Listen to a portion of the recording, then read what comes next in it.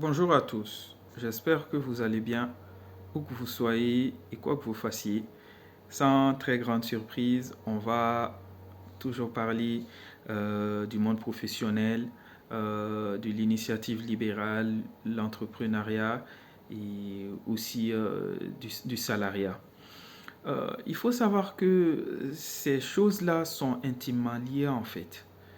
Et aujourd'hui, on va parler d'un sujet qui est très intéressant, qui concerne les entrepreneurs, les futurs, les anciens, euh, chacun d'entre nous en fait. Donc le thème du jour, c'est 5 erreurs à éviter avant de se lancer dans une reconversion. Euh, Déjà, quand on parle de reconversion, on parle euh, d'un certain mode de vie, c'est-à-dire quitter sa zone de confort vers une zone inconnue. Ça peut être le cas d'un salarié qui quitte un domaine euh, X pour un domaine très différent de son domaine en fait. Par exemple, quelqu'un qui quitte un poste de cadre à la banque pour devenir restaurateur par exemple. Là, c'est vraiment quitter du tout au tout. Donc, ça demande de sortir de sa zone de confort. Et dans ce cadre-là, il y a même on retrouve des traces de l'entrepreneuriat. Ça peut être quitter un poste en tant que salarié pour aller dans un autre secteur, dans un autre domaine, voilà, pour un autre poste en tant que salarié aussi. Donc, ça concerne deux cas de figure. Euh, un salarié, un employé qui quitte son emploi pour se lancer dans l'entrepreneuriat, ou encore un salarié qui quitte un secteur, on va dire le secteur primaire qui est tout ce qui est agriculture, agro-pastorale, gestion des forêts, ressources minières, etc. Pour un secteur, on va dire tertiaire, le commerce par exemple, agent commercial pour une entreprise de service. Voilà, une entreprise de service à la personne, une entreprise de service dans la santé, etc. Euh, donc, dans ces deux cas de figure-là, il faut quand même toujours préparer cette conversion-là. Il faut toujours préparer cette reconversion, même si on peut parler comme ça, et pour parler juste. Donc, c'est vraiment changer une habitude qu'on connaît, des habitudes qu'on a dans notre quotidien professionnel pour d'autres nouvelles compétences à acquérir, pour d'autres savoir-faire, d'autres savoir-être à acquérir en fait. Et c'est quelque chose qui n'est pas neutre parce que ça joue même sur notre environnement quotidien, notre vie familiale, sociale. Alors, pour entamer ce sujet quand même assez important, et pour bien réussir cette conversion, grandement, d'où que l'on vienne en termes de profession et où que l'on veut aller en termes de profession ou dans le cadre de l'entrepreneuriat, la première chose à faire, c'est d'éviter de tout plaquer sans réfléchir. Alors, aujourd'hui, on est dans une société qui prône un peu le risque, l'entrepreneuriat, le risque, il faut se lancer. Il y a souvent les parcours romancés des gens qu'on entend, qu'on écoute sur YouTube, sur les différentes plateformes. Ces gens-là mettent en avant leur réussite. Ou en tout cas, ils n'insistent pas beaucoup sur les difficultés qu'ils ont pu avoir. Alors que la vie, c'est pareil pour tout le monde en fait. Donc, souvent, les youtubeurs, les personnes d'influence, ils viennent souvent pour maquiller un peu la réalité et faire croire que c'est des surhommes qui ont réussi du jour au lendemain. Alors que pour réussir souvent, quand vous creusez, souvent, c'est des personnes qui ont eu des parents très aisés, donc qui ont pu surveiller leurs arrières, ou c'est des parents, c'est des fils d'eux ou des filles d'eux, donc ils ont déjà un prérequis, des avantages, ils ont déjà accès à un certain réseau. C'est pas des gens qui sont plus intelligents que vous et moi, mais c'est des gens qui ont un certain réseau, qui ont eu une certaine chance de la vie. Donc, ils peuvent facilement plaquer des choses.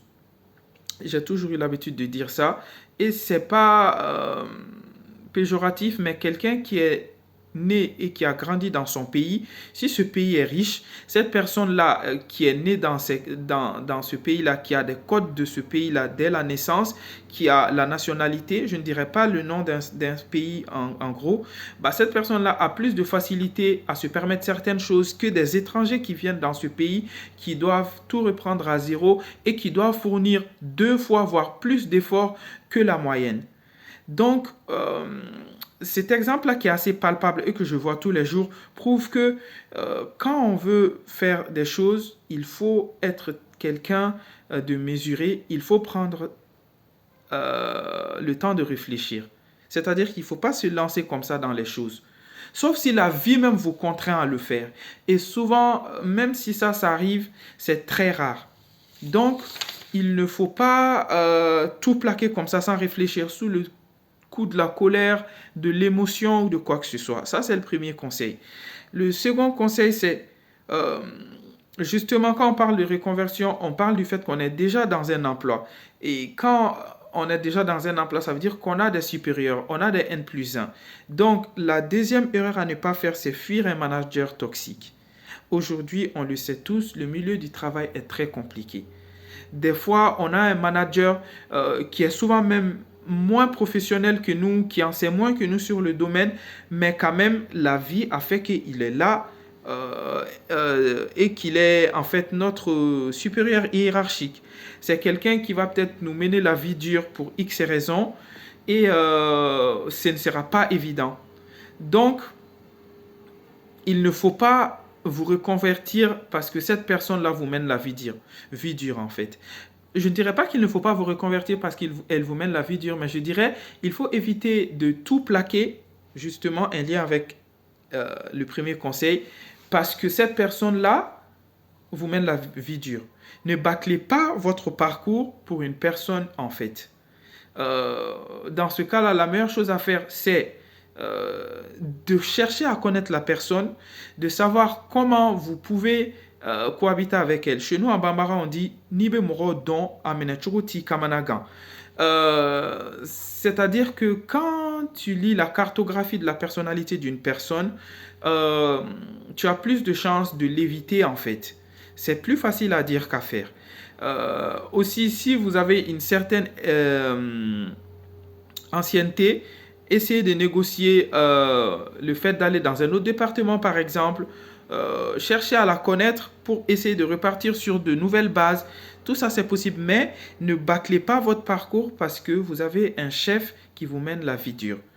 Aucun milieu professionnel n'est facile. Que ce soit dans le salariat et même quand on quitte le salariat pour l'entrepreneuriat, c'est d'autres réalités encore. Le troisième conseil et la troisième chose à éviter, c'est chercher une autre entreprise. On n'insiste pas souvent là-dessus, mais comme à l'école, on a un dossier qui nous suit en fait dans le monde du travail. Donc, si on quitte une entreprise pour une autre, ce qui s'est passé dans cette entreprise-là, ça nous suit. On est toujours dans la logique des anciennes questions. Hein. Éviter de tout plaquer sans réfléchir, fuir son manager toxique. Et justement, s'il est toxique et que vous quittez l'entreprise pour une autre pour lui, bah, en partant, la nouvelle entreprise va chercher à connaître quel genre de personne vous êtes, quel genre de travailleur vous êtes. Et ce manager qui est toxique, alors que vous étiez sous sa coupole, bah, il peut encore approfondir sa toxicité en parlant mal de vous ou en jouant un rôle clé lors de votre embauche en vous mettant des bâtons dans les roues.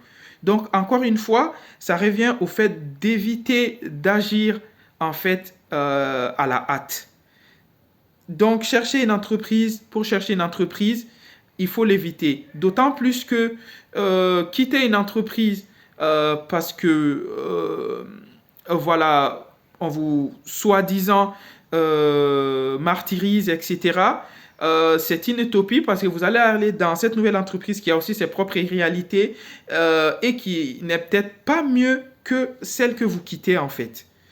Donc, il faut éviter de quitter une entreprise juste pour la quitter. Maintenant, si vous la quittez parce qu'il y a plus d'opportunités, cela va ajouter de la valeur ajoutée à votre CV pour vous rapprocher de la famille, pour X raisons, pour diversifier vos compétences, parce que vous avez pris le temps de réfléchir, vous avez pris le temps de vous renseigner sur cette entreprise-là et de la connaître et de voir qu'est-ce qui fait sa différence avec celle dans laquelle vous êtes actuellement.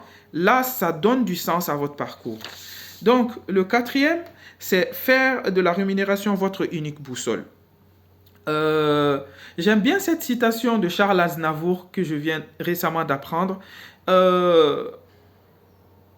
Je travaille dans des choses qui me plaisent et j'ai aimé gagner de l'argent.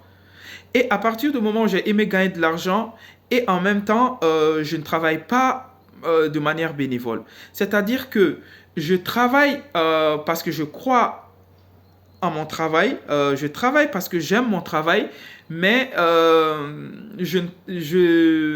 mon objectif principal, en fait, c'est pas l'argent, mais j'aime gagner de l'argent.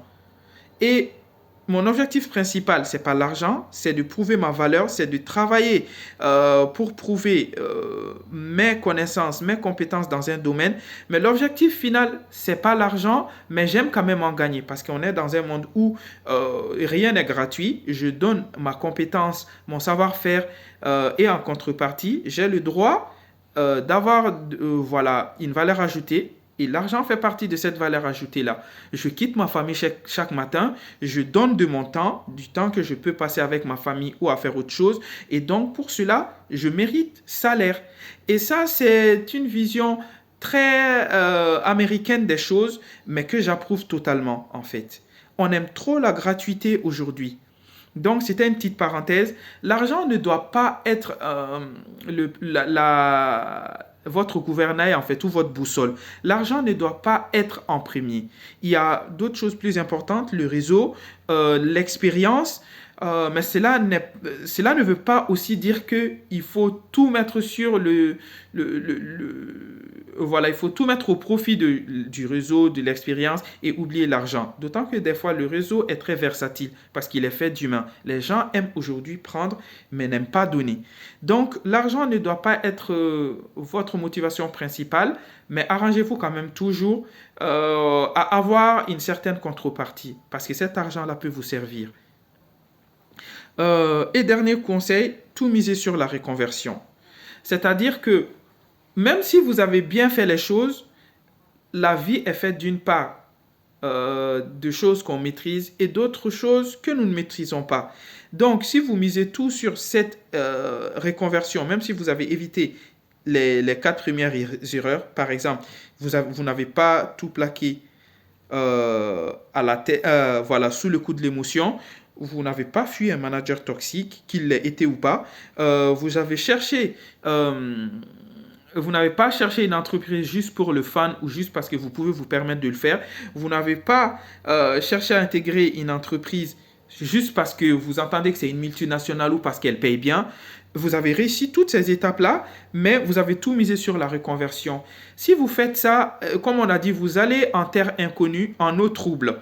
Donc, si vous ne maîtrisez pas trop le secteur d'accueil, ce nouveau secteur dans lequel vous arrivez, et que finalement ça ne vous plaît pas, ou parce qu'il y a eu une restructuration, il y a eu une vague de licenciements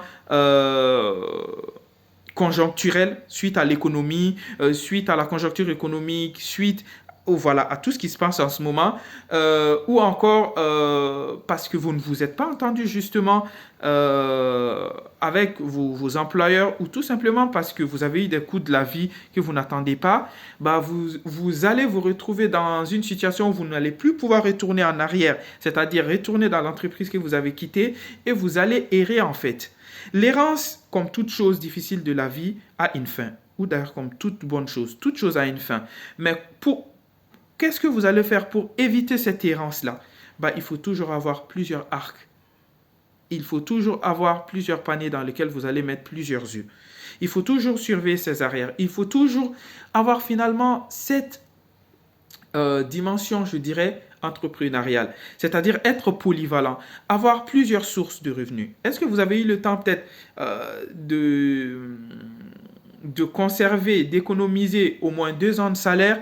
Donc comme ça, même si les coups durs arrivent, vous pouvez essayer de faire quelque chose avec cet argent que vous avez gardé. Est-ce que vous avez une entreprise à côté? Est-ce que vous êtes actionnaire dans une entreprise à côté? Est-ce que vous vous êtes associé à des amis pour créer une entreprise à côté? C'est autant de choses qui vont vous permettre en fait de limiter la casse si jamais ça se passe mal. Donc, c'est cela en fait qu'il faut intégrer en cette rentrée-là si vous envisagez de faire une reconversion. Pour parler entrepreneuriat, coaching, accompagnement, nos formations sont toujours disponibles sur Digital Caddy.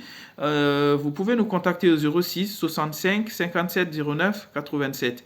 06 65 57 09 87. Je vous souhaite une très bonne journée et à très bientôt.